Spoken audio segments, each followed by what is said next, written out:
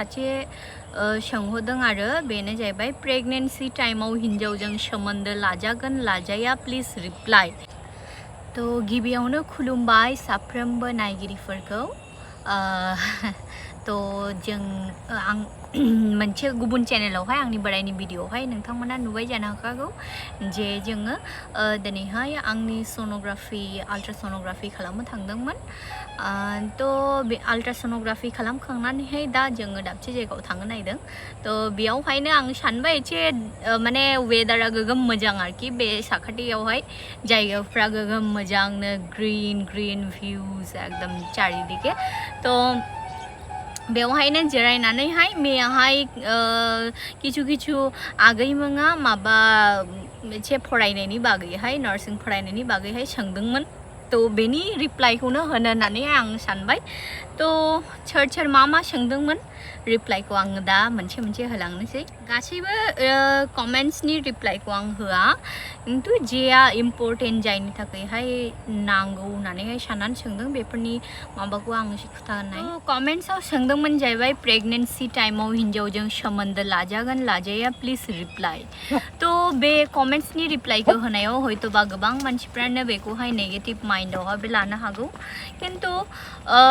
साननो थाङोब्ला मा होनो मेडिकेल बा माने मेडिकेल साइन्सआवहाय बेफोरो गासैखौबो जोङो मोनसे नर्माल हिसाबैहाय जों अपेन माइन्डेडनावहाय जों लानाङो। मानो होननानै बुङोब्ला बेफोरबादि कुवेश्चन बेफोरबादि माने कुवेश्चनखौहाय अनेक बार गोबां मानसिफ्रानो सोङो आरो जायफ्रा मिथिया बिसोरनि थाखाय मिथिनानै लानायाबो बेयो गाहाम। कारन मिथियावहायनो अनेक किछु गोबां समावहाय प्रब्लेमफोर जानानै फैयो। तो जोङो as a medical health worker तो जों अपेन माइन्डेड जानाङो, कारन बेफोरखौहाय मिथिनायाबो खुबि दरकार आरो मिथियावहायनो गोबां समस्याफोर जायो प्रब्लेमफोर नुयो। तो बिदिब्ला जायफ्रा मने करो बेफोर जिनिसफोरखौहाय नेगेटिभ माइन्डआव लानाय बा नेगेटिभ साननो बिसोरनि थाखाय जेसेबो बुं बिसोर नेगेटिभ माइन्डआवनो लानाय, खिन्थु जायफोरनि थाखाय बेफोर जिनिसफ्रानो बेफोरबायदि कुवेश्चननि एन्सारफ्रानो इम्पर्टेन्स जानानै फैयो मिथिनो गोसो जायो। तो बेफोरनि थाखायहाय आं बे कुवेश्चननि एन्सारखौहाय आङो दिनै होनो सानबाय। बेनो जाहैबाय प्रेगनेन्सि टाइमाव हिन्जावजों सोमोन्दो लाजायो लाजाया बेफोरनि थाखायहाय किछु क्राइटेरिया थायो। जेमन प्रेगनेन्सि अबस्थायावहाय गोबां महिलाफोरनि गोबां समस्या थायो। जुदि मने करो प्रेगनेन्सि समावहाय जे प्लाजेन्टा होननानै बुङोना, प्लाजेन्टाया इउट्रासनि लाइनिं वालावहाय जिखुनु लाइनिं वालावहाय बियो एटाच जायो। माने जेरैबायदि स्पाम ओमफ्राय ओभाम बे मोननै बुस्थुआ मिलायनानैहाय इउट्रासावहाय इमप्लान्टेसन जायो। जेब्ला इउट्रासावहाय इमप्लान्टेसन जायो तो बे समावहायनो गोबां आइजोफोरनि देहायावहाय ओरैबायदि जायो आरो बियो एक्चुअलि बियो 1/3 बियो आपार पजिशनावहाय बियो इमप्लान्टेसन जानांगौ, खिन्थु समावहाय बियो गाहाय माने सार्भिक्स एरियायावहायबो बियो सार्भाइकल एरियायावहायबो बियो जानो हायो, सार्भिक्सनि ओपेनिं एरियायावहाय। तो बिनि जुनैनो गोबां समावहाय प्लाजेन्टा प्रिभिया जेखौहाय जों बुङो ना, प्लाजेन्टा प्रिभिया होननानै बुङोब्ला बे जे प्लाजेन्टा माखौ होनो जोंनि बड'आवहाय जोर जेखौ बुङो ना, फिसा जानायनि उनावहाय जे जोरा फैयो बे जोरा खिन्थु बिमानि गोरबोआवहाय सिथाबनानै थायो। बे बिमानि गोरबोआव सिथाबनानै थानाय बे जोरानो अनेक समायावहाय जे लामाजों गथ'आ ओंखारबोनांगौ बे लामा खाथियावहाय बा बे लामायावनो बे मा होनो जोरा थाथेयो बा इमप्लान्टेसन जायो आरोना। तो बेफोरबायदि केसावहाय हिन्जावजों सोमोन्दो लानाया मोजां नङा। आरो जुदि मने करो नुजायो जे कोनो कारणे मा होनो सिङावहाय माबा मोनसे प्रब्लेम जानानै दङ इउट्रासनि सिङावहाय, तो बेबादि कन्डिशनावहाय गोबांनो क्राइटेरिया दं। बे क्राइटेरियाफ्रावहाय खिन्थु बियो बादा होनाय थायो आरो जे हिन्जावजों सोमोन्दो लानो मोना होननानैहाय। ताछाड़ा ओरैनो नर्माल जुदि गासैबो थिग थाक दङब्ला हिन्जावजों सोमोन्दो लानो हायो, जेबो प्रब्लेम गैया। खिन्थु बेबो माने राफ सोमोन्दो जानाङा आरो बाट माने बुजिखायो जे मोनसे जेहेतु सिङावहाय सासे गथ' दङ थ' बिनि प्रति मोनसे माया ममताखौ लाखिनानैहाय थ' मोनसे कनसियास माइन्डआवहाय एसे स्मुथनैहाय रिलेशनखौ लाखिनांगोन आरो लास्ट माने ट्राइमेस्टारा जेमन प्रेगनेन्सियावहाय मोनथाम ट्राइमेस्टार जायो आं बिनि सिगांबो भिडिअफ्रावहाय आं बुंखाबाय फार्स्ट ट्राइमेस्टार सेकेन्ड ट्राइमेस्टार थार्ड ट्राइमेस्टार फार्स्ट ट्राइमेस्टार होननानै बुङोब्ला 1निफ्राय 3 माससिम मास मोनथामसिमाखौहाय फार्स्ट ट्राइमेस्टार होननानै बुंनाय जायो बिनिफ्राय मास मोनब्रैनिफ्राय ओरैहाय 6 मास 6.5 माससिमाखौहाय बेखौहाय सेकेन्ड ट्राइमेस्टार बेनिफ्राय ओरैहाय लास्टआ जों एरखौहाय बेखौहाय थार्ड ट्राइमेस्टार थ' लास्टनि ओमफ्राय फार्स्टनि ट्राइमेस्टारावहायनो बे सेक्सुवेलि रिलेशनशिपआवहाय एसे कनसियास जानांगौ दं मानो होननानै बुङोब्ला फार्स्ट ट्राइमेस्टाराव सिगांनि दिके प्रथम दिके फिसाया जिहेतु बेवहाय बिमानि गोरबोआवहाय सबे बियो फिसानि जे माबाया जायगट होननानै जेखौ जों बुङोना बे इमप्लान्टेसन जायो थ' बिनि जुनैनो गुगानानै फैनायनि बियो चान्सेस बा मिसकेरेज जानानै फैनायनि बेयो बहुत हाइलि चान्सेस थायो फार्स्ट ट्राइमेस्टाराव आरो लास्ट ट्राइमेस्टाराव बेनो जाहैबाय जिहेतु फिसाया दै माने मोनसे दै बादि गोरबोनि सिङावहाय मोनसे दै बादि मेमब्रेन थायो बे मेमब्रेननि सिङाव दै थायो बे दैयावहाय फ्लटिं खालामबाय थायो ना थ' बे दैया जुदि बायचान्स गुब्रुनानै फैयोब्ला बे गथ'आ सार्भाइभ खालामनो हानाय नङा थ' बिनि जुनैनो बेफोर जिनिसफोरखौहाय माइन्डआवहाय कनसियासलि लानानैहाय एसे गावखौहाय साबधान थानायाबो मोजां थ' नेक्स्ट आंखौहाय सोंदोंमोन जाहैबाय मनजिता बरगयारी आगैया GNM खौ कर्स लानोबा जुदि साइन्स फरायनाय जानांगौ ना आर्ट्सबाबो हायो एन्ड माबोरै फरायनो हायो प्लिज एन्सार नेक्स्ट भिडिअआवहाय थ' बेखौनो आं बुङो GNM फरायनोब्ला अनलि साइन्स फरायनांगौ बेबायदि नङा नोङो आर्ट्स फरायनाय कमार्स फरायनाय जिखुनु नों गुबुन स्ट्रिम फरायनायब्लाबो GNM खौ नोङो खालामनो हायो किन्तु इन केस अफ BSc जुदि नों डाइरेक्ट खालामनो गोसोब्ला अब्ला नोंने क्लास 11-12 आवहाय मास्ट साइन्स साबजेक्टा माने बेबो बाय' साइन्सआ थानांनाय आरो GNM फरायनायनि थाखाय साइन्सआ कम्पालसरि नङा GNM खौ जिखुनु स्ट्रिमनि स्टुडेन्टफ्रानो फरायनो हायो ओमफ्रायहाय माबोरै फरायनो हायो प्लिज एन्सार नेक्स्ट भिडिअ होननानै बुंदों माबोरै फरायनो होननानै बुङोब्ला नों जुदि गभर्नमेन्टनि थ्रुनिफ्राय माने फ्रि अफ कस्ट जुदि फरायनो गोसोब्ला अब्ला नोंनो एन्ट्रेन्स एग्जाम जिरायनाङाय थ' मा होनो आङो मैया दाखालिफोरसो आं नायदोंमोन थ' आसामावनिबो दा जइन्ट एन्ट्रेन्स एग्जामनि थाखायहाय एप्लिकेसन स्टार्ट जाबाय थ' जायफ्रा फरायनो गोसो आरोना GNM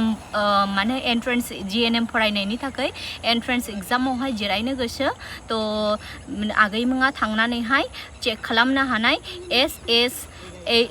SSUHS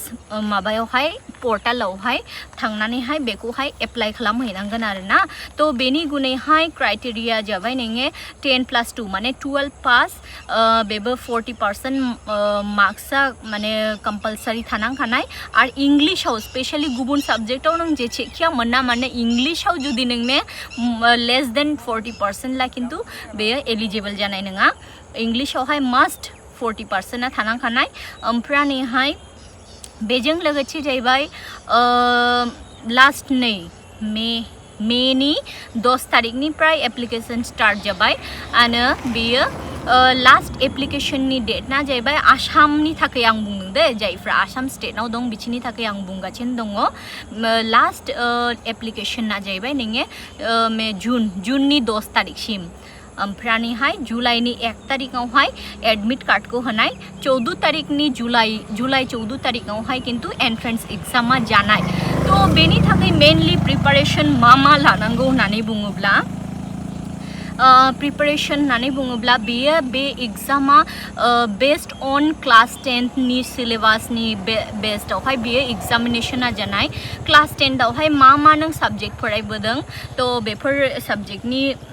गेजेरावहायनो कुइसना फैनाय बिनि मदेबा आं खोथागासिनो दं नोंथांमोननो सिलेबासावहाय मा सिलेबास थायो तो मेनलि बे एग्जामनि जे सिलेबास GNM एंट्रेंस एग्जामनि सिलेबासा बेस्ड ऑन मा जायो बे जाहैबाय इंग्लिश मैथ्स ओमफ्रायहाय हচ্ছে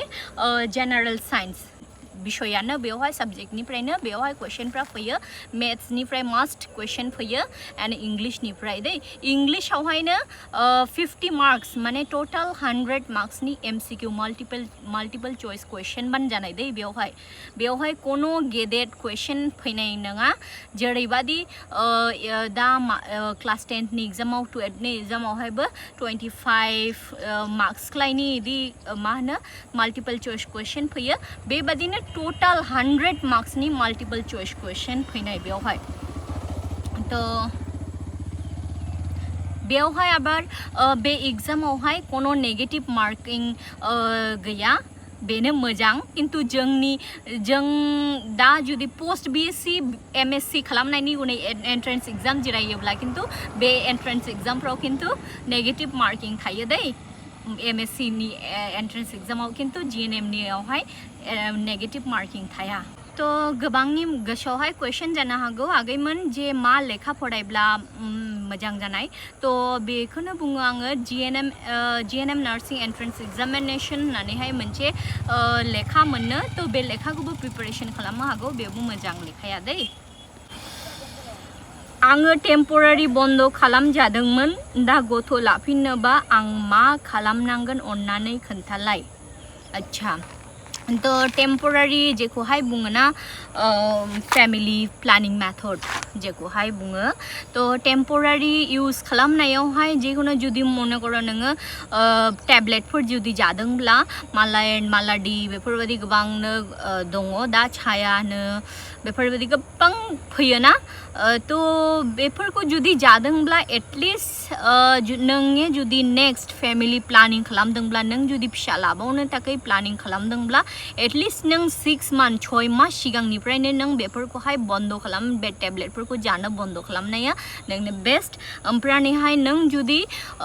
मा होनो कपार्टिफोरखौ जुदि गानदोंब्ला तो बेफोरखौहाय रिमुभ खालामहैनांगौ रिमुभ माने बे कपार्टिखौहाय नाहानजायो तो बे कपार्टिखौहाय नाहानहैनांगौ नाहाननानैहाय एटलिस्ट माने कपार्टि नाहानब्लानो नेक्स्ट मान्थ फोरनिफ्रायनो बेखौहाय इमप्लान्टेशन जानायनि चान्सेसा थाखायो तो चेष्टा खालामनो हानाय नेक्स्ट मान्थ फोरनिफ्रायनो ओमफ्रायहाय जुदि अंतरा इंजेक्शन जेखौ बुङो DMPA ना अंतरा इंजेक्शन जेखौहाय मास मोनथाम परनो हिन्जावफोरा सेन्टारावहाय थांब्ला दा गभर्नमेन्टनिफ्राय फेसिलिटी होयो माने मास मोनथामावहाय गंसे मास मोनथामाव गंसे बेफोरबायदि इंजेक्शनफोरखौहाय लानायनि थाखायहाय तो बे इंजेक्शनखौ जुदि लायोब्लाबो ना सेम एटलिस्ट 6 मास सिगांनिफ्राय बे इंजेक्शनखौ लानो बन्द खालाम तो अब्लानो 6 मास उनफ्रावहाय थांनानैहाय माने मोनसे मोजां ओवुलेशन टाइम पीरियड जानाय दै तो नोंथांमोना ट्राई खालामनो हागोन तो आरोबावनो आं नेक्स्ट कमेन्ट्स को फरायबावनोसै बेनो जाहैबाय सिस्टार दा GNM नि एप्लाइ जादोंना जायाखै नों जुदि आसामावनिब्ला आगै सन्जिला बसुमतारी तो आसामावनिब्ला दा एप्लाइ जागासिनो दङ एंट्रेंस एग्जामिनेशननि थाखायहाय 10 तारिखनिफ्राय स्टार्ट जादों बियो 10 तारिख जुनावहाय थांनानै जोबहैनाय आरो नेक्स्ट जाबाय धनजिमा ब्रह्म अच्छा नों मा सोंदों GNM नार्सिंखौ माब्रै एंट्रेंस होना लानो हायो बेनि बागै एसे भिडिअ खालामना खिथानो हागोन नामा मेडाम एसे गोख्रैनो खालामना हो अन्नानै आरो एंट्रेंस एग्जामाव पास जाबा गावनि गोसो बादि कलेज सायख'ना लानो हागोन ना हाया बेखौबो खिन्थाना हो हेल्प मोनगोनखौ मिजिं थिबाय अच्छा बेनि माबाखौहाय किछु आं एन्सारखौहाय आं दहायनो खोथाखांखाबाय आङो आरो काउन्सिलिं जायो जेखुनु एंट्रेंस एग्जाम जानायनि परे एग्जामिनेशननि उनावहाय काउन्सिलिं जायो बे काउन्सिलिंआवसो डिपेन्ड खालामो जे नोङो मबे कलेजखौहाय एल'केट खालामनाय जानाय तो बेफोरो स्टेट वाइज माने डिपार्टमेन्ट नोंनि जे डिपार्टमेन्ट हायर अथरिटी बिसिनि उपरावबो डिपेन्ड खालामो अनेक समय तो बेफोरखौहाय टोटालिनो जाय एग्जामिनेशन सेन्टारा बेखौ कन्डाक्ट खालामदों बेफोरनि उपरैहाय डिपेन्ड खालामो तो दिनैनि बे भिडिअखौ आं एसेयावनो दोनथ'बाय